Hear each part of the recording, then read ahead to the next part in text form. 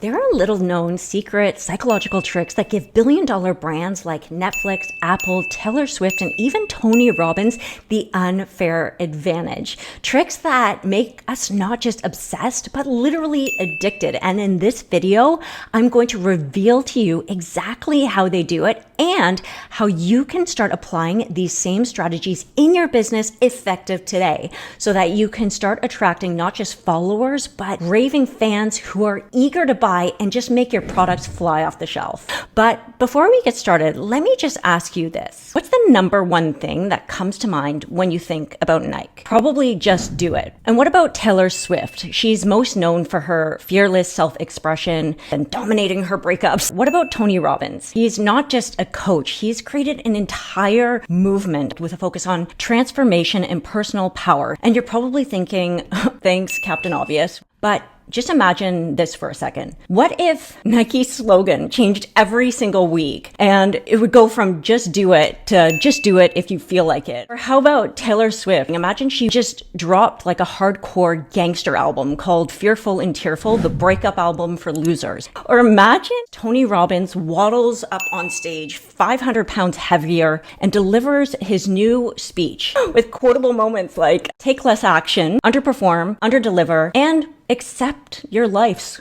quiet disappointment. And while these examples are ridiculous, they're ridiculous for a reason. These brands are ruthlessly consistent in using psychological triggers in their messaging. I mean, they're so consistent, in fact, that the idea of them doing anything else, like I just showed you, is absolutely absurd. This is the same reason people will buy the iPhone even though there's nothing wrong with their old one. Or the reason why millions of Taylor Swift fans will spend money they don't have to attend concerts that they quite literally can't afford. And while I'm not a billionaire, I've used this exact strategy to scale from $0 to $140,000 in just 30 days. And I've helped thousands of entrepreneurs around the world build global movements. With that being said, let's get into the 5 tricks that are going to help you become a bingeable brand. And number 5 is the most powerful, so you're going to want to make sure that you stick around to the end.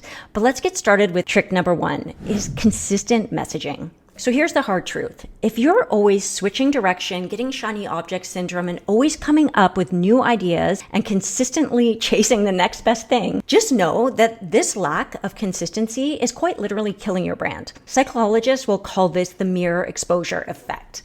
The more we see something, the more familiar and trustworthy it feels, and our brains are literally hardwired to seek patterns and predictability because obviously it makes us feel safe. So if you're not consistent with your messaging, you're confusing your audience. And a confused audience is never going to buy. We've all heard that people need to see something, 7 times before they buy, but times have changed. People are getting bombarded 24 hours a day, 7 days a week with content. And so that number is now easily 3 or 4 times that. So before you chase your next big idea or shiny object, ask yourself, am I reinforcing my messaging enough for people to recognize and trust me? Or am I making this harder and more complicated, needing to start from scratch every single time? Trick number 2 is emotional storytelling.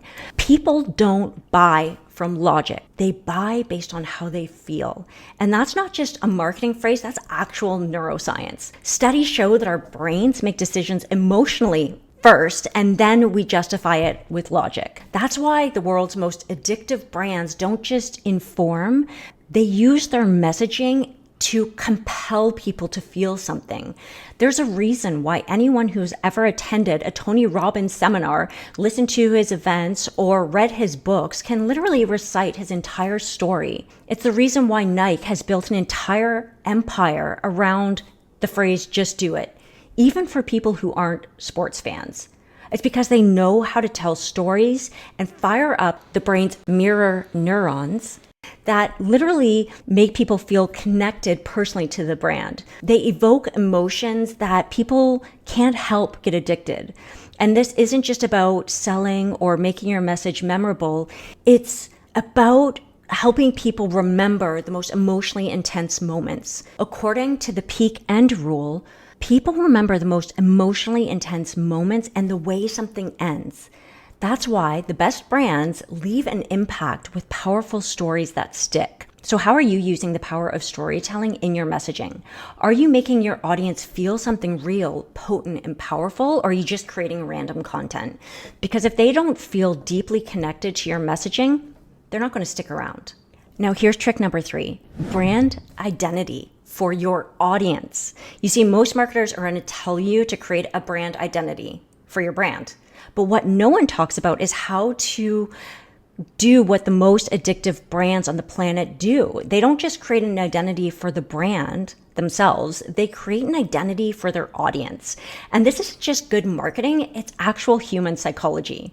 As humans, we're wired to seek belonging and identity.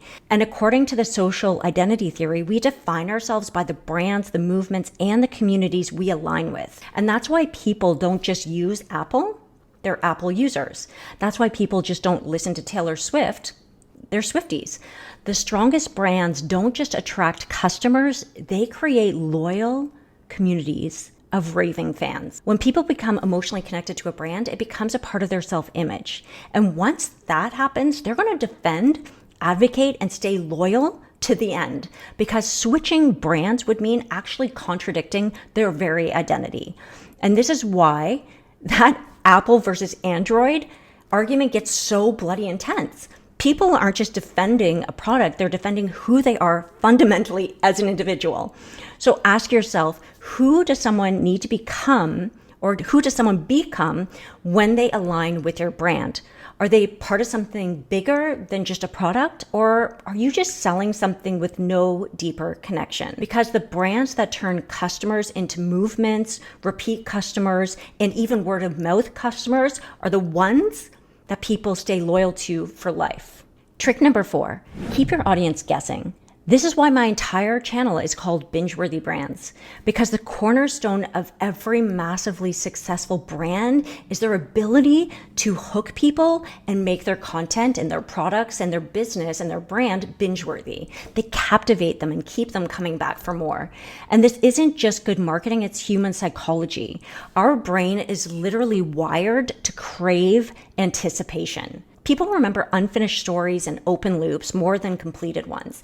And that's why cliffhangers work, right? It's why we can't just watch one episode of a Netflix show.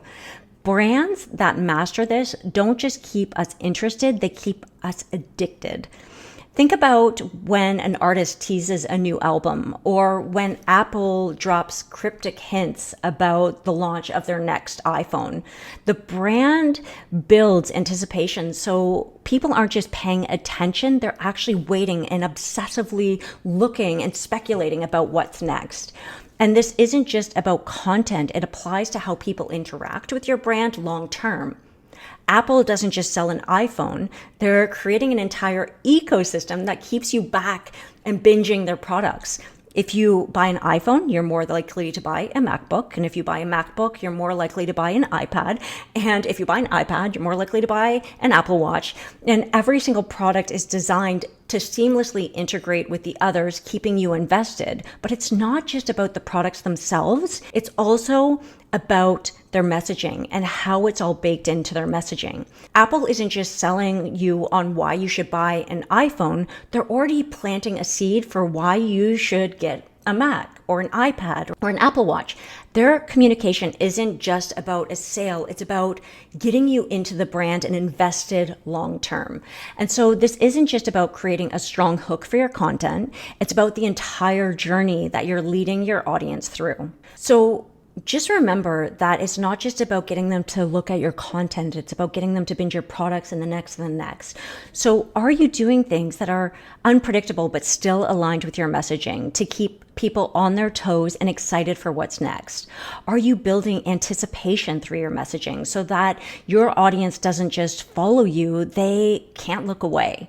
And before we move on to the final step, speaking of binge-worthy brands, if you're loving what I'm sharing, I deeply appreciate you giving it a like and a little comment below and even a subscribe, because I'm dropping content like this every single week on how to make you the most bingeable brand you know. But let's go on to trick number 5, creating a deep connection, because this is the final but arguably the most important step Does your messaging create connection? Because if your audience doesn't feel deeply connected to your brand, they're going to feel deeply connected to someone else's. And that's not just a marketing statement that I'm just throwing out there. That's actual human psychology based on Maslow's hierarchy of needs. As humans, we are hardwired to seek belonging. We want to feel like we're a part of something. And when a brand creates that emotional connection, people don't just buy from them. They stay loyal for life and will even argue why other people should buy. And this is why I talk so much about relationship marketing, because your brand, whether your personal brand or not, can create a real relationship with your audience. They won't just be followers. They're going to be die-hard fans. They'll become the ones that fight for you, who fight for your brand, who spread the word without you even asking. And this isn't just about creating connection between your audience and your brand. It's about building relationships and connection between your audience and each other, right? And that's what creates that snowball effect and that real momentum in a brand, because we can only market so much ourselves, but when we have other people marketing for us, that's gold. Right? The most successful brands aren't just selling products, they're creating relationships. Even something as simple as a running shoe, Nike has turned into an entire relationship with their customers that incites motivation and inspiration. They aren't just selling shoes, they're selling an identity, a belief, a purpose, and a way of life. Tony Robbins isn't just doing seminars, he's creating transformation and deep, lasting relationships with the people who attend. Apple isn't just launching a new iPhone, it's building relationships with iPhone-only, Apple-only users around the globe. So when you're thinking about your brand, take the focus off yourself and ask, am I creating relationships with my audience? Or am I just talking at them, trying to get them to follow me? Because the brands that make people feel seen and understood and connected are the ones that people will never ever leave. So those are the 5 psychological messaging tricks that billion-dollar brands use to make people addicted. But now I want to hear from you. Which one stood out to you the most? Which trick are you going to start applying to your brand effective immediately? Just let me know in the comments below and connect with one another. Build relationships with one another. And if you want to keep binging, I've got another video for you to check out right here. And speaking of which, if you're serious about making your brand binge-worthy, make sure to subscribe, because I break down strategies like this every single week. And until then, thank you so much for watching, and I'll see you in the next video.